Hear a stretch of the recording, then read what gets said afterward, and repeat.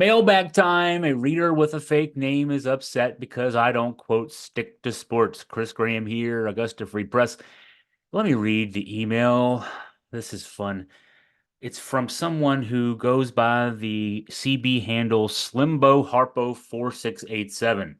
Doesn't sound at all like somebody from Moscow or anything like that. Here's the email. Chris, I enjoyed your sports perspective. You ruined it by exposing your political views. Good luck with all. Unsubscribed. Just as normal media, all negative about Trump, all positive about the socialist. You say not. Give it time. When socialism creeps in and you're asking why you can't have a plastic straw, you're wrong about a lot. You'll find out later in life. Again, good luck to you. Stick to sports. I really enjoyed your perspective up to politics. And that was against signed Slimbo Harpo 4687. So bad news for me. I've lost Slimbo Harpo 4687, who created his YouTube account in 2012, hasn't posted a single video, doesn't have a single follower. However, will I go on? Seriously, my guess is if I'd been writing columns praising Donald Trump, I wouldn't be getting the stick to sports line from Slimbo. Instead, I'd be getting effusive praise for me daring to stand up to the MSM to tell it like it is, whatever that means. And you know what it means, generally saying stupid racist things for the sole purpose of, quote, owning the left, unquote. But when you run afoul of the MAGAs, suddenly you're a socialist. Funny things, chuckers like this Slimbo fella can't even define socialist, except that whatever it is, it doesn't involve Social Security or Medicare. I note that because Trump's support tends towards the geriatric and on, but I don't see any of those senior MAGAs refusing their benefits out of principle. Socialism for me, but not for thee.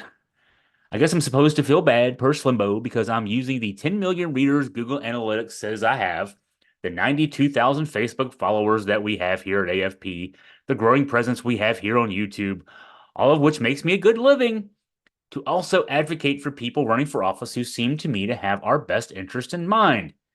I could pull a Michael Jordan or a Patrick Mahomes and just keep silent because, Republicans buy sneakers too. That's the Michael Jordan line. Or in my case, Republicans click on the interwebs too. Anybody who knows me, even a sliver, knows I'm not wired that way.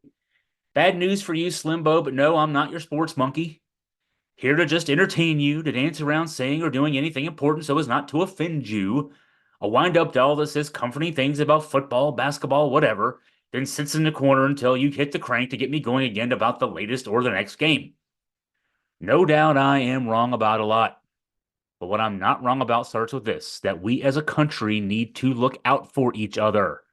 The nonsense about immigrants eating dogs, that's getting MAGAs to call in bomb threats to schools and city offices, that needs to stop. The threats to tens of millions of Americans that we're going to take away their health insurance without more than a concept of a plan for how to replace what they have now, that needs to stop. Half the women in this country live in states where they can't make their own decisions about their health care. We're hearing talk about abolishing the Department of Education. School systems are banning books. States are pushing whitewashed history lessons.